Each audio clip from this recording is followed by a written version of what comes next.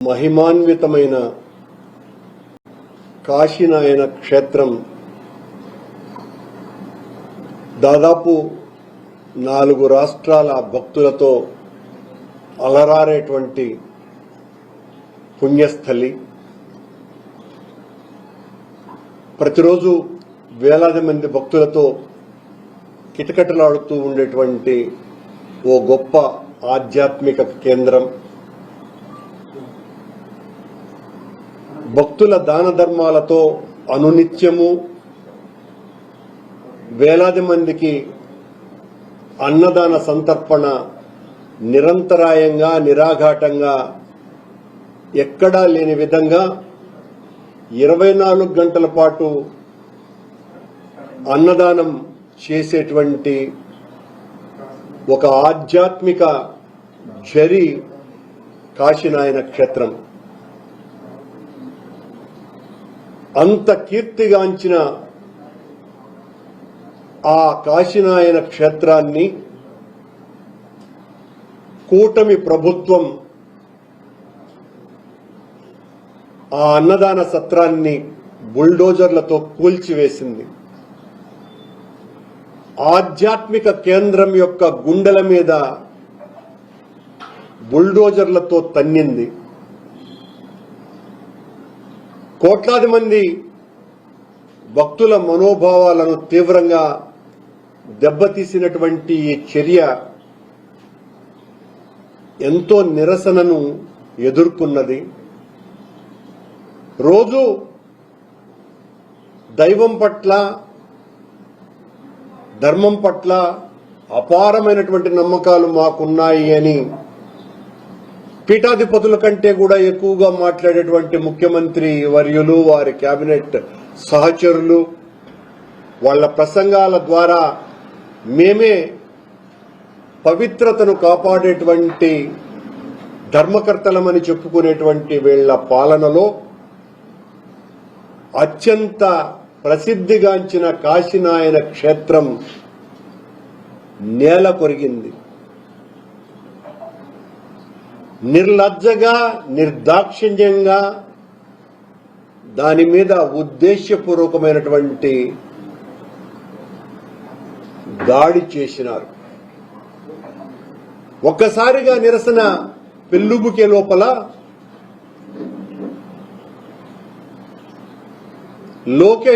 నారా లోకేష్ గారు మంత్రివర్యులు దానికి క్షమాపణలు చెప్పి నేనే దాన్ని పునర్నిర్మిస్తాను అని ప్రకటన ఇచ్చినారు, సారీ చెప్పి. కానీ చంద్రబాబు గారు ఒక్క ప్రకటన కూడా ఇవ్వాల. ముఖ్యమంత్రిగా ఉన్నటువంటి చంద్రబాబు నాయుడు గారు, పవిత్రతను కాపాడాలని చెప్పుకునేటువంటి చంద్రబాబు నాయుడు గారు ముఖ్యమంత్రి వర్యులు ఇంత దుర్మార్గం పాశవికమైనటువంటి దాడి జరిగితే ఆయన నుంచి ఒక్క ప్రకటన కూడా రాలా. దానికి తోడు ఆ ప్రాంతం ఏ మంత్రి కింద ఉన్నది అంటే జితాశువులు, చ్యుతాశయులు, పరమ పూజ్య పరివ్రాజికాచార్యులు, సనాతన ధర్మ పరిరక్షణ పీఠాధిపతి వర్యులు శ్రీ శ్రీ శ్రీ శ్రీ పవనానంద స్వాముల వారి దివ్య పర్యవేక్షణ కింద ఉన్నటువంటి ఆ ప్రాంతంలో ఈ ఘాతుక చర్య జరిగితే ఈ స్వామివార్ల ప్రవచనం బయటికి రానేలే. ఎందుకు ఇలా జరిగింది? సనాతన ధర్మం మీద దాడి చేస్తే వాళ్ల తలలు తీస్తాను అన్నంత భీకర ప్రతిజ్ఞలు చేసేటువంటి పవనానందుల స్వాముల వారి గొంతుగా మూగబోయిందా? ఆయన మాట్లాడాల్సినటువంటి అవసరం లేదా? దేవాదాయ శాఖ మంత్రి వర్యులు అది టైగర్ జోన్ పరిధిలో ఉన్నది కాబట్టి దాన్ని కూల్చివేశారు అని ఆయన ఒక ప్రకటన చేస్తాడు. మరింత ప్రమాదకరమైనటువంటి మాట, టైగర్ జోన్ పరిధిలో ఉన్నటువంటి కాశీనాయన క్షేత్రాన్ని కూల్చినాము అంటే టైగర్ జోన్ పరిధిలోనే ఉన్నటువంటి శ్రీశైలంని కూడా భవిష్యత్తులో కూల్చివేస్తాము అన్నటువంటి ధ్వని అందులో కనపడుతున్నది. శ్రీశైలం కూడా టైగర్ జోన్ పరిధిలోనే ఉన్నది. అంటే పులులు సంచరించేటువంటి ప్రాంతాలలో ఉన్న దేవాలయాలన్నింటినీ కూడా నేలమట్టం చెయ్యాలా అన్నటువంటిదే ఈ కూటమి ప్రభుత్వం యొక్క ఆలోచన. మీ ధర్మమా? ఎంత దారుణమైనటువంటి మాట మాట్లాడినారు దేవాదాయ శాఖ మంత్రుడు. ఈ కూటమి ప్రభుత్వంలో ఆలయాలకు దిక్కు లేకుండా పోతోంది.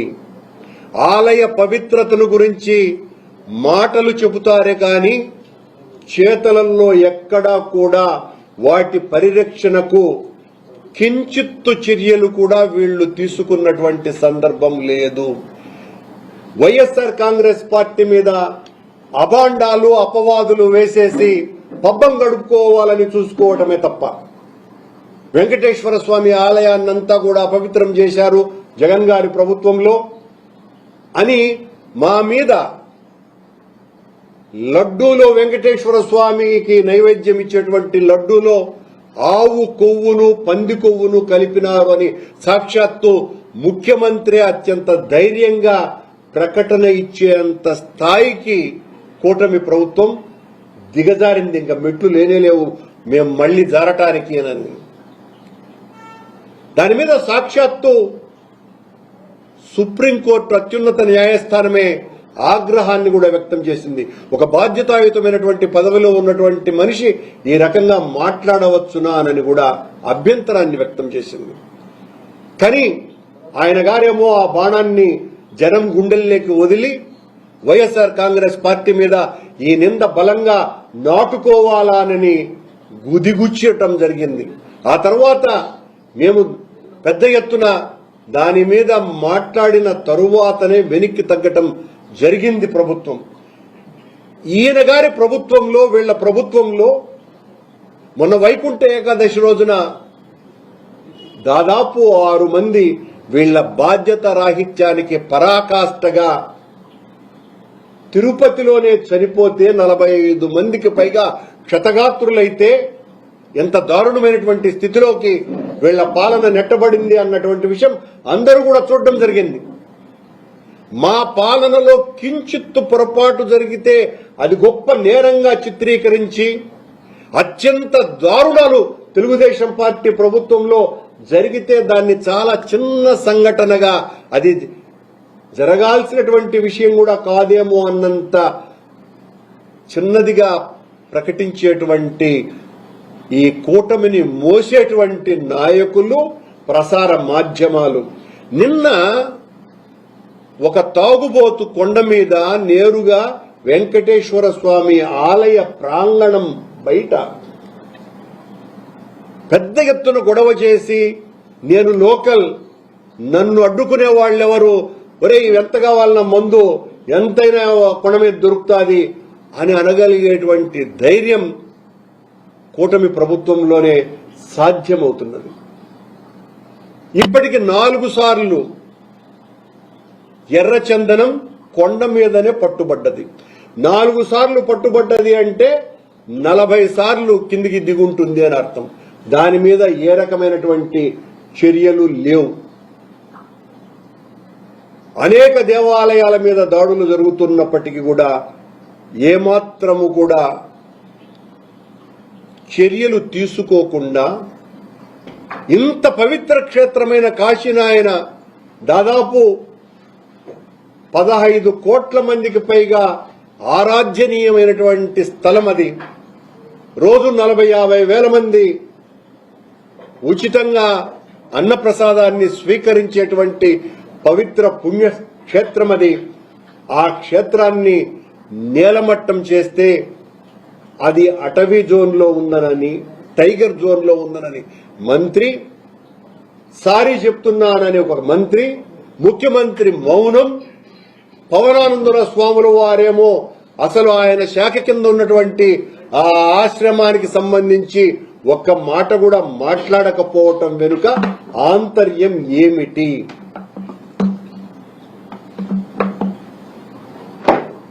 దీని మీద గత ప్రభుత్వం వైఎస్ఆర్ పార్టీ అధికారంలో ఉన్నప్పుడు జగన్మోహన్ రెడ్డి గారు ఆ ఆలయ పవిత్రతని, ఆ క్షేత్రం యొక్క పవిత్రతని, దాని మీద అటవీ శాఖకు వారికి ఉత్తరాలు కూడా రాసి క్షేత్రాన్ని కాపాడాల్సినటువంటి అవసరం ఉన్నదని కేంద్ర అటవీ శాఖ మంత్రిని విన్నవించటం కూడా జరిగింది.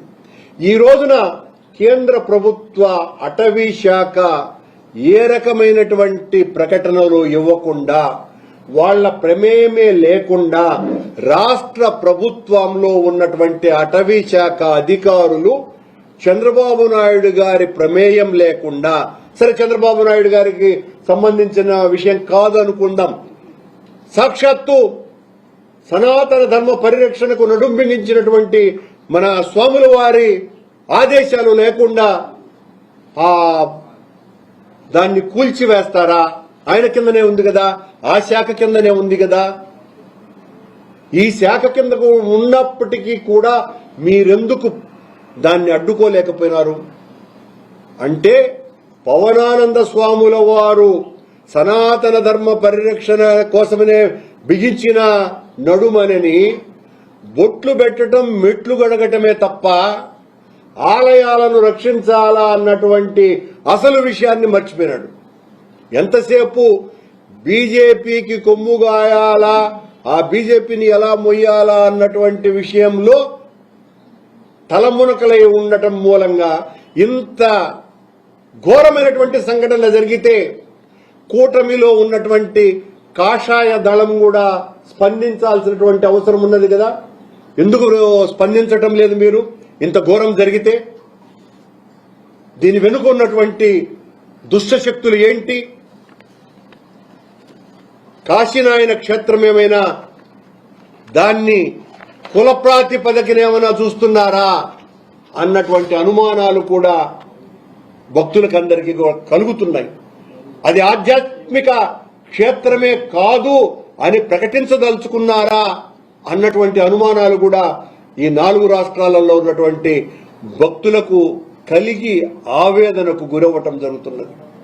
ఇంత దారుణమైన హీనమైనటువంటి చర్య, ఓ అన్నదాన సత్రాన్ని కూల్చివేయాలా అన్నటువంటి ఆలోచన, అది కూడా ఆధ్యాత్మిక పురిలో జరగటం అన్నదాన్ని వైఎస్ఆర్ కాంగ్రెస్ పార్టీ భక్తులందరి తరఫున తీవ్రంగా ఖండిస్తున్నాం.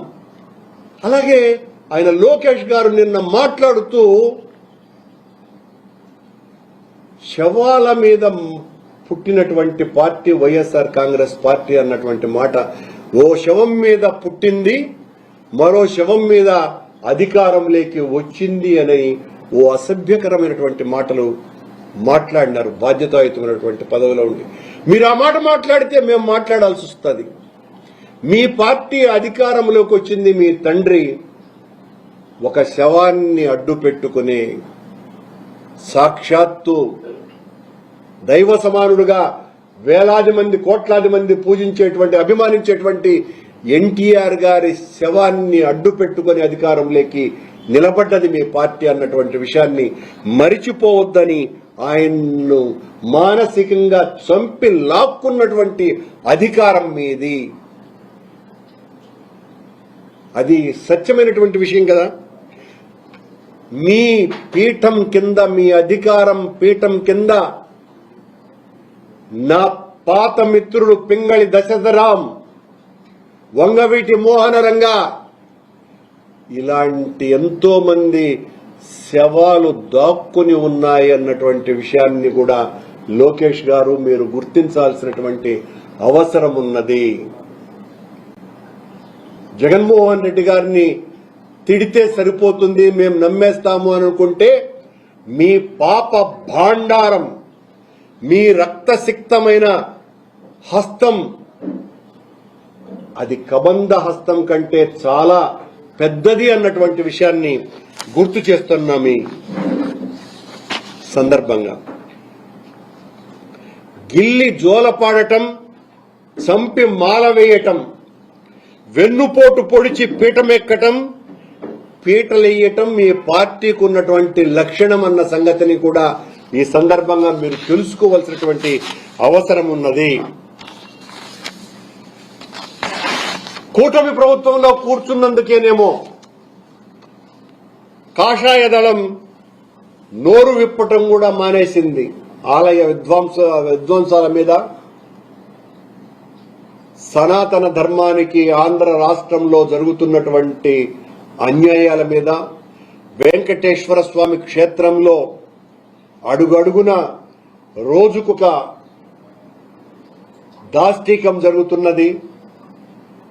ఆలయ పవిత్రతను కాపాడాం, దళారిని అరికట్టేశామని చెబుతున్నటువంటి కూటమి ప్రభుత్వంలో రోజుకొక దళారి వాళ్ళు పట్టుబడితేనే దొరుకుతూ ఉన్నారు. పట్టుబడినటువంటి దళారీలు ఇంకెంతమంది ఉన్నారో. ఇదా పవిత్రతను మీరు కాపాడుతున్నటువంటిది? ఇదా లడ్డూ కౌంటర్ను లో కాలిపోతే ఇది ఆలయ పరిరక్షణ? ఇది పవిత్రతను కాపాడటమా? నిన్నేదో ఘనంగా మేము శ్రీవారి కళ్యాణం జరిపాము అమరావతి, మా ప్రభుత్వంలో ఇంత అద్భుతంగా మేము చేస్తాము అని చెప్తున్నటువంటి చంద్రబాబు నాయుడు గారికి ఒక సవినీయ విజ్ఞప్తి ఏమంటే, స్వామివారి శ్రీవారి కళ్యాణాలను ఆ రోజు మా ప్రియాతి ప్రియతమ నాయకుడు వైఎస్ రాజశేఖర్ రెడ్డి గారు ముఖ్యమంత్రిగా ఉన్నప్పుడు ఆయన ఆశీస్సులతో నేనే స్వామివారి కళ్యాణాలను బయటికి తీసుకొని వచ్చి వైభవోపేతంగా జరుపుతూ భక్తులనందరినీ కూడా ఒక పెద్ద ఆధ్యాత్మిక మునకలో వేసేటట్టుగా చెయ్యాలి అన్నటువంటి ఆలోచన రాజశేఖర రెడ్డి గారు ప్రభుత్వంలో తీసుకున్నటువంటి నిర్ణయం చంద్రబాబు నాయుడు గారు. మీరు అంగీకరించినా అంగీకరించకపోయినా 2004వ సంవత్సరం డిసెంబర్ నుంచే ఇది శ్రీవారి కళ్యాణాలను బయటికి తీసుకురావటం అన్నది జరిగింది. నేను బోర్డు మెంబర్గా ఉన్నప్పుడు నా ఆలోచనతో ఆ రోజు బోర్డులో చర్చించి మొట్టమొదట సూళ్లూరుపేట దళితవాడలో శ్రీవారి కళ్యాణాన్ని నిర్వహించి, ఆ తర్వాత నేను చైర్మన్ అయిన తర్వాత కొన్ని పదుల చోట్ల ఈ శ్రీవారి కళ్యాణ వైభవాన్ని అత్యద్భుతంగా నిర్వహించినామన్న సంగతిని గుర్తు చేస్తున్నా. రెడ్ బుక్ గుడ్డితనం కమ్మి గతంలో ఆలయాలను కూల్చిన మడ్డి ఆలోచనలు మళ్లీ వచ్చి కాశీనాయన క్షేత్రంపై కాళికలా పడ్డది కూటమి ప్రభుత్వం. ఇది సరైనటువంటి పద్ధతి కాదని, ఎవరు కూల్చారో మాకు తెలియదని వీళ్లు మాట్లాడుతున్నారు.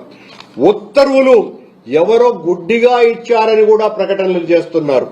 మళ్ళా దానికి ఈయన దేవాదాయ శాఖ మంత్రి టైగర్ జోన్ లో ఉన్నది కనుక కూల్చినారని కూడా ప్రకటన ఇచ్చినారు. మళ్లీ ఎవరో గుడ్డిగా ఇచ్చినారని ప్రకటన చేసింది కూడా ప్రభుత్వమే. ఇది సమాధానం కాదు.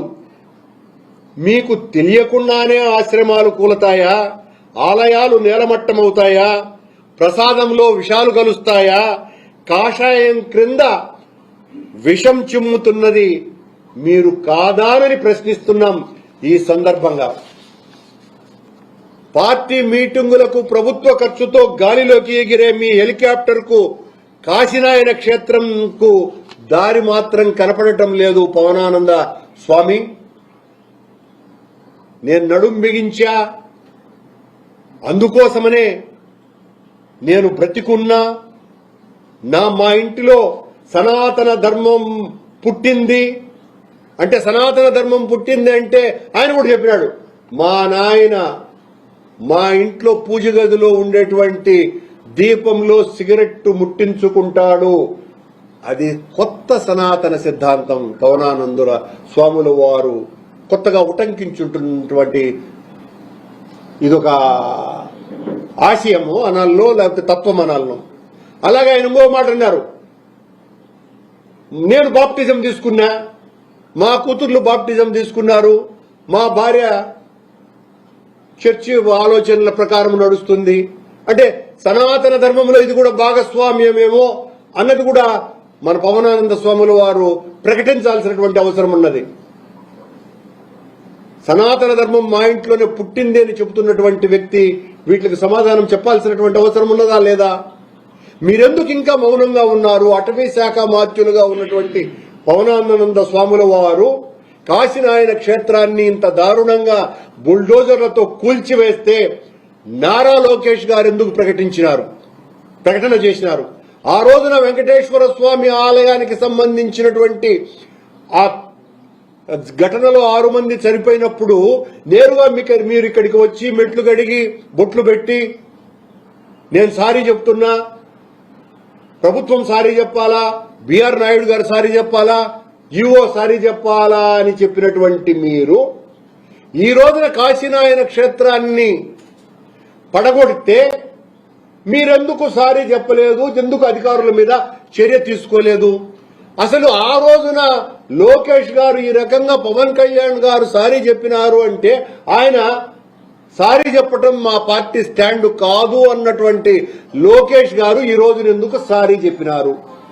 నేనే ఆ క్షేత్రంలో అన్నదాన ప్రసాద కేంద్రాన్ని కట్టిస్తాను అని ఎందుకన్నారు? ఏంటి ఈ మతలబు? మీకు పవన్ కళ్యాణ్ గారులకు ఉన్నటువంటి గొడవల్లో ఈ క్షేత్రాల యొక్క పవిత్రత మంట కలుపుతోంది అన్నటువంటి అనుమానం కూడా ప్రజలకు కలుగుతోంది. నారా లోకేష్ గారికి పవన్ కళ్యాణ్ గారులకి మధ్యన ఉన్నటువంటి వైరుధ్యంలో ఇవి నలిగిపోతున్నాయి, రాలిపోతున్నాయి, మాడిపోతున్నాయి, మసైపోతున్నాయి పవిత్రమైనటువంటి ఆధ్యాత్మిక భావాలు. మీ సోషల్ మీడియాలలోనే ఒకరి మీద ఒకరు జరుపుకుంటున్నటువంటి దాడులు కూడా అందరూ చూస్తున్నారు. స్వాముల వారు, లోకేష్ గారు, మీ ఇద్దరికి కూడా.